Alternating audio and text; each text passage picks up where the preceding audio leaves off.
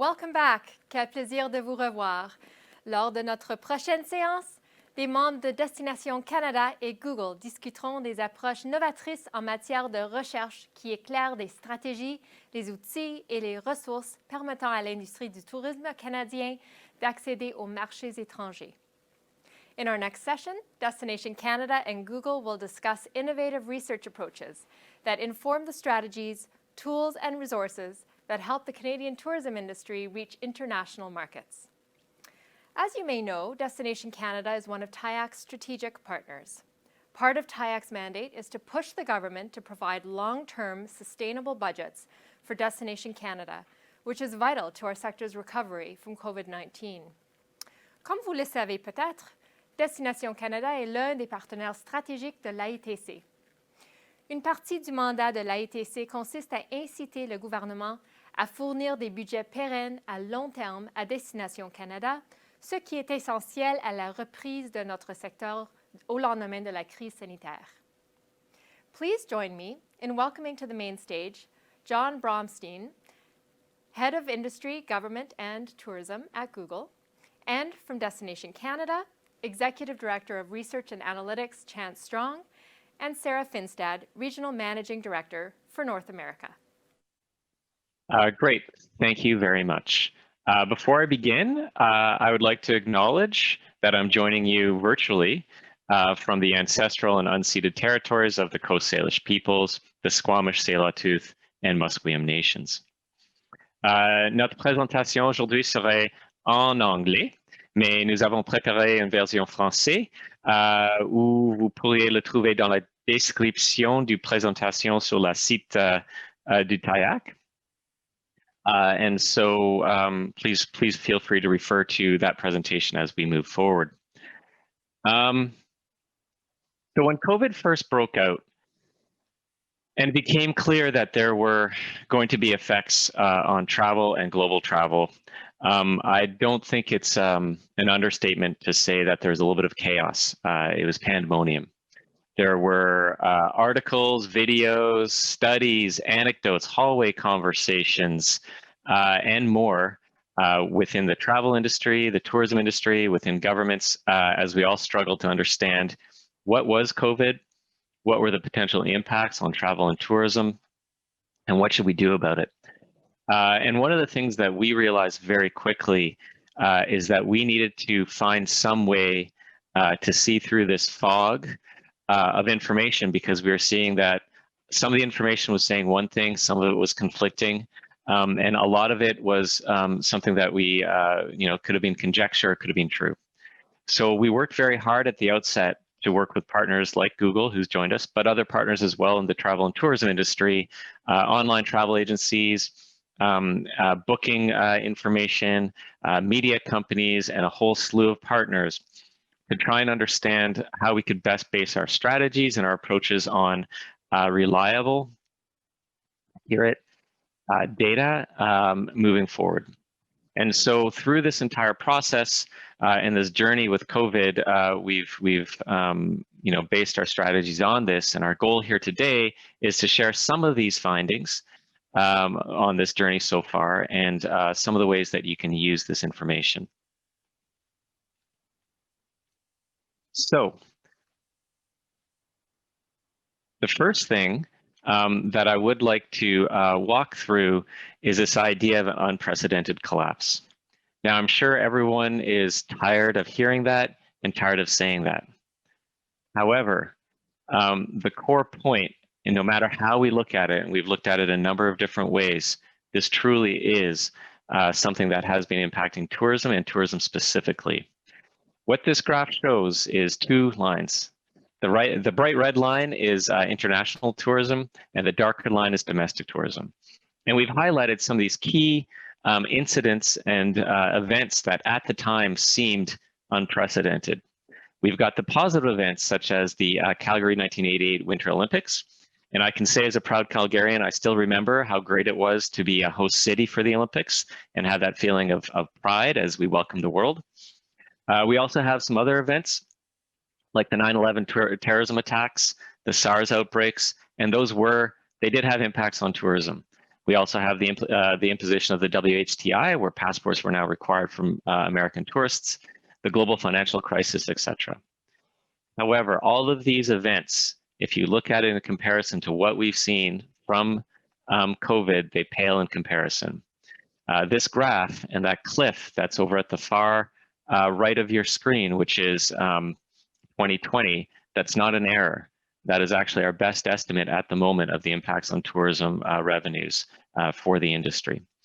And so we feel it is important to highlight that with our suppliers, our partners, our governments, and our communities, that COVID-19, it is impacting society as a whole, but tourism industries are the ones that have been especially impacted, and we have data and evidence to back that up.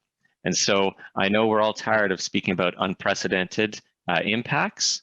However, it is true for the tourism industry, and it's something that we do need to communicate and keep in mind as we move forward. That said, we have been spending a lot of time trying to understand how, where, and when recovery will happen. It may seem obvious, but we believe that this is true. Recovery will be local. When the borders open, the US will be our first and best customer, particularly the drive markets. And what this means is that we've been trying to understand where and how. What are the opportunities? One of the core findings that we'd like to bring to everyone's attention is that Canadians are travelers. We're explorers. In fact, we spend almost $40 billion outside of Canada. That's just under double of what international travelers spend when they come here. And so we were hoping and expecting that a lot of the spending that Canadians normally would have spent abroad would have come back and recirculated in the Canadian tourism economy. However, in 2020, the numbers are still not quite in, but we're fairly certain that it's much less than we had hoped for and anticipated. There's a lot of reason for this. One of them is these internal fences and bubbles that we've created within our own country. The other is a lot of uncertainty on the economic conditions. Even those families and individuals whose jobs weren't impacted by COVID, and in fact, they may have been thriving, a lot of them chose to save their money and put them to savings instead of travel. However, that leads us to a potential opportunity moving forward in 2021. Just recently, my team has been doing some digging into understanding what's going on with tourism, with travel.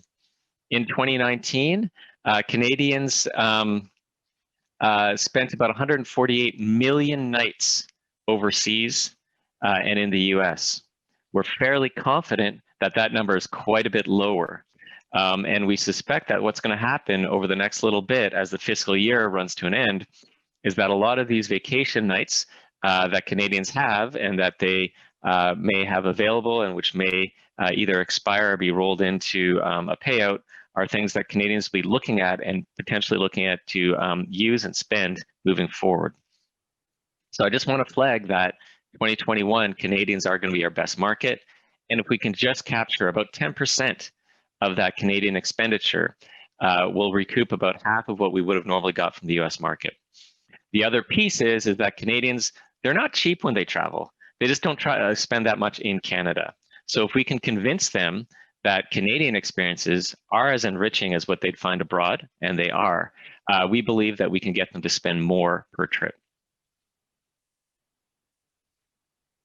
The other thing that we've been looking into is what is the impact of COVID on the psyche of Canadians? How do they feel about traveling? How do they feel about welcoming visitors into their community? And how do they feel about having their community promoted? On the whole, since we've been tracking this on a weekly basis, which you can find on our website, since about June or July, is that on the whole, Canadians are fairly comfortable with communities near them, with communities in their province, but we still have work to do to get Canadians to feel comfortable traveling to other provinces and to welcome Canadians from other provinces. And so that's led to a lot of our programs and the pivots that we've made that my colleague Sarah Finstad will speak to now. Thanks, Chance.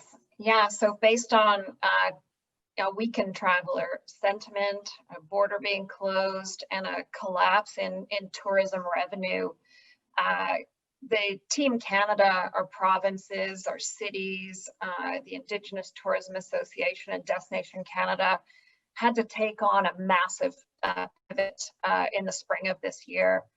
And together we had to really build a plan to restart tourism in Canada and to shift dollars from our international markets into domestic marketing. But we also had to really develop an agile marketing approach that could be able to respond to the realities of the health restrictions that we've been experiencing. But on the whole, we needed to get Canadians traveling again. And so a program, domestic program, had a theme called Canada Nice. And essentially, it was a unifying theme for the provinces, territories, and the cities and ITAC to really rally behind in their own distinct way.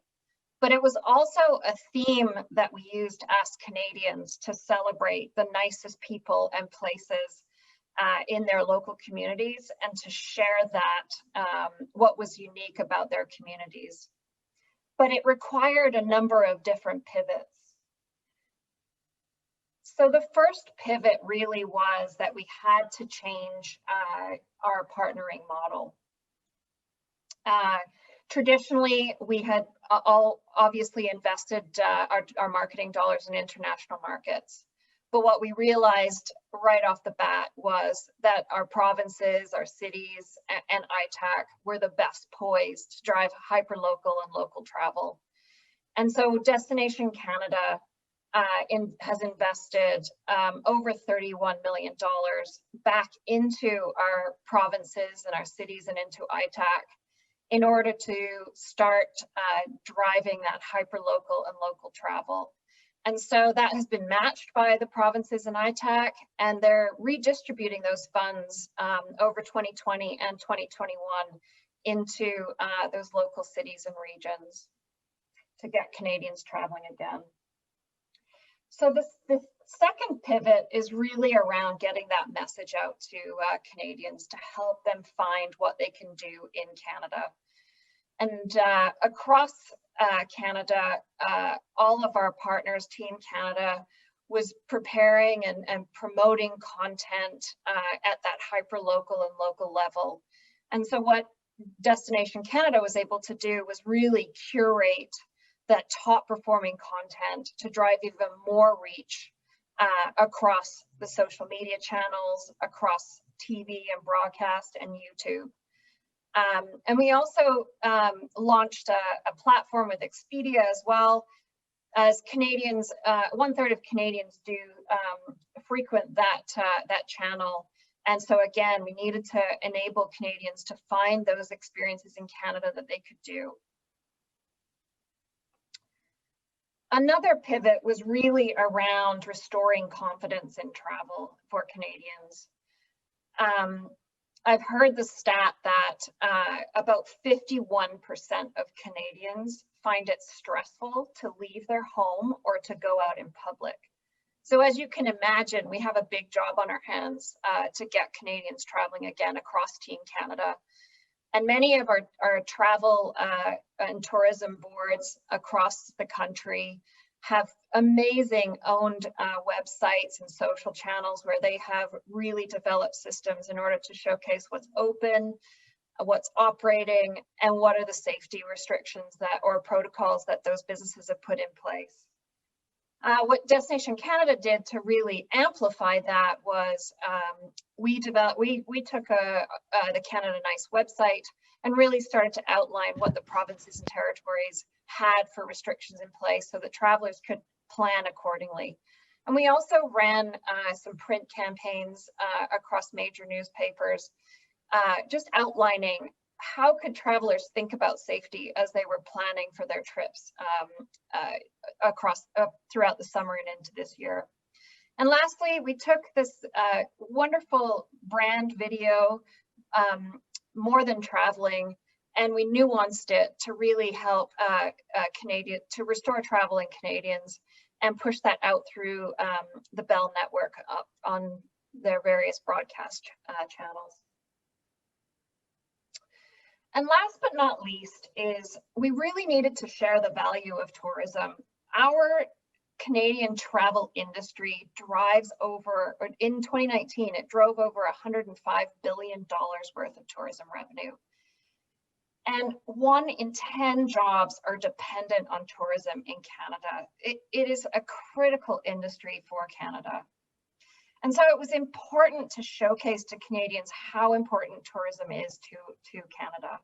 And so we reached out to well-known and trusted Canadians to ask them to really tell the story of tourism and the value of tourism from their hearts. And as you can see, it generated some significant views of that content by Canadians. But the story of NICE doesn't end there. It has to continue, and we have to continue to celebrate NICE across Canada, or Canada NICE across Canada. And there's some continued efforts by Destination Canada and our partners to really drive this confidence in travel, to get them visiting their friends and family and reconnecting with other Canadians. But I wanted to just also highlight that for the winter season and for next spring, we've got a couple of other initiatives in play. One is we're working with the ski industry on a ski campaign that launched in October to get Canadians skiing this winter. And from what I understand, the snow is definitely flying and the resorts are open, but the reservations are really ramping up. And last but not least is a partnership with Virtuoso. And I don't know if you know this, but Canada is a Virtuoso preferred destination. And so we've been working to train their travel trade so that they are aware of what luxury travelers in Canada can do. And we've also released a destination guide called Boundless, which features winter and spring product across Canada. And it was distributed just this last week into thousands of luxury Canadians' mailboxes so that they can start planning and booking their winter and spring trips. So I'll pass it over to John Bromstein, who's going to talk about what he's seen, or what Google has seen as a result of all this work by Team Canada. Thank you very much, Sarah. And thank you very much to Destination Canada and to TIAC for having me here.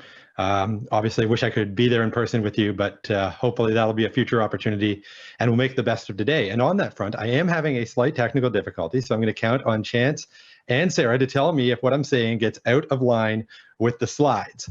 But I think we can manage it. So once again, thank you. And before I get started with sort of our second key finding here, just want to mention that I think Destination Canada and a lot of the provincial marketing organizations, they're almost too humble, being in this seat I'm in from Google and watching a government organization pivot from a lifetime mission of promoting international travel to suddenly having the borders closed and having to go virtually all domestic overnight. It has been incredible.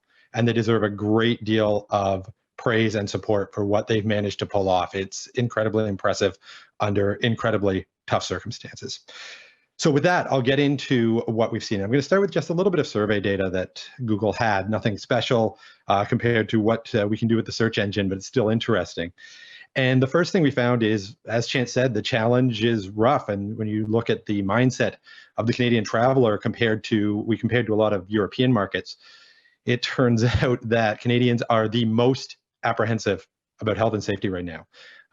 They consider it absolutely critical. It was 40% of people were worried about the health and safety aspects of travel in April. By October, that number was 72%. So yeah, it's a challenge.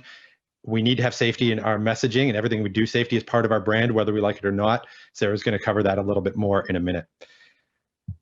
The other thing that we found is that a traveler who was once adventurous and relaxed and comfortable, the Canadian traveler is pretty confident, is suddenly using words like nervous, uncertain, worried in talking about travel. This is not like anything we've ever seen. So the challenge, obviously, from an economic perspective is enormous.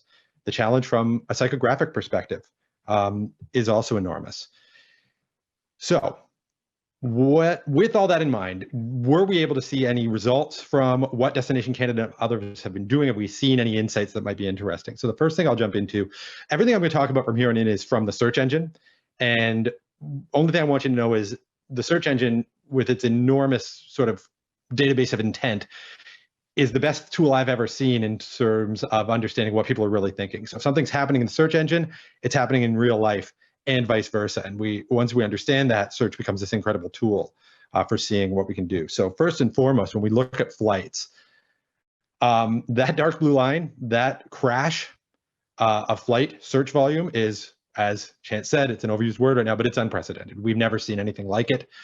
We see these little bumps in search. Search moves 3%, and we get excited when search for flights crashes 60% for international flights and 40% for domestic overnight. It's like nothing we've ever seen. It is important to note that this is aggregated data on the line chart, and what we're really saying is, yeah, flights crashed and they never fully recovered, right? Domestic is down 40%, international is down even more at 60%. And if we just stopped there, we'd sort of be in a really negative place, right? So we couldn't get flights to fully recover. But beyond flights, the story gets more interesting and I think more optimistic.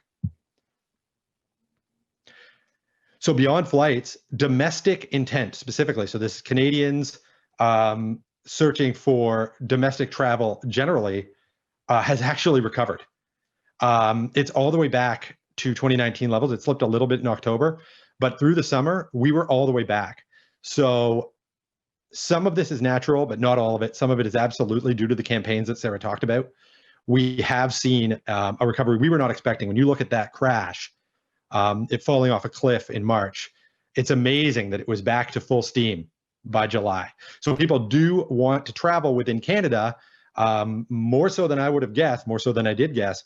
But what does it look like? So it turns out that this is concentrated in specific areas.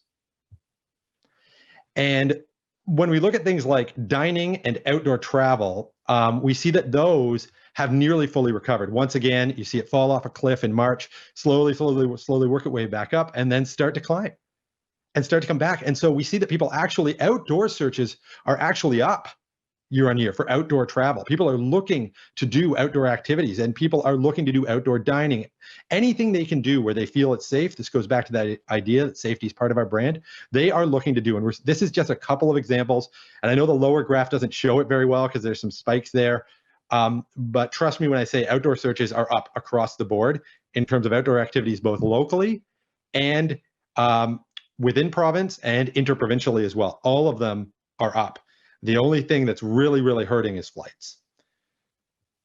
And then finally, within this section, as we look into that sort of deeper into that outdoor mindset, we see that winter destination activities are way up.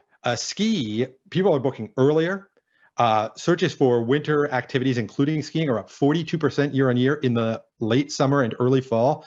We believe, as of right now, that this will be the biggest ski season in terms of intent, which should lead to earlier bookings than ever that we've ever seen. So there are areas for optimism, and hopefully we can find ways to move various elements of the tourism industry into that more optimistic space. So that leads us on to finding number 3, which is it's the same business, just not business as usual. And that, we talked about Destination Canada has adapted, the traveler is starting to adapt. Now, how can we help all of you to adapt to the new circumstance? And I'll cover the first one of these, which is building your digital presence. So obviously this is up Google's alley. Just a few quick tips here. Update your listings. If you don't have your Google My Business listing up and running, it's free, it's easy, it's huge. Make sure to get that done. Same thing goes for non-Google properties like TripAdvisor and online travel agencies. Identify incremental products that are relevant to the digital traveler. This PEI in a box campaign where they will actually, if you want, ship you a lobster since you can't go to them is unbelievable. You should check it out. There's also an amazing small business on Ontario that we've been speaking with called Dahlia May Farms, and her story of how she went from being mostly an in-person business to a delivery business and has actually grown her business significantly is incredible. To do that, both PEI and Dahlia May Farms and so many others have had to build a strong digital presence. It may have been a nice to have before. It's mandatory now. Digital is going to be everything going forward. It means your website, particularly mobile, has to be strong. Your YouTube presence should be as strong as you can make it. And you should use the Explore Canada digital portal that Sarah mentioned. And I don't want to go too much further in the interest of time, but the only other thing I'll mention is there is going to be a national webinar or a series of webinars on building your digital presence presented by my team at Google in partnership with Destination Canada. They'll be reaching out through the relevant associations to tell you about the when and where for that. And I'll stop there and pass it back to Sarah to talk about safety. I'm actually going to pass the baton over to Chance because we are running out of time, but these 4 slides, obviously they're available to you in the TIAC Congress, and we have also materials on the Destination Canada website. So I'm going to pass it to Chance to wrap up the conversation today. Great. I guess you put a bunch of nerds in front of for our presentation. We get so wrapped up in the numbers we lose track of time. It's just what we do. So the core messages are safety is obviously very important. You got to put that in the front window. The other aspect that evidence is pointing us to is you need to adapt to consumer preferences, such as touchless, online, etc.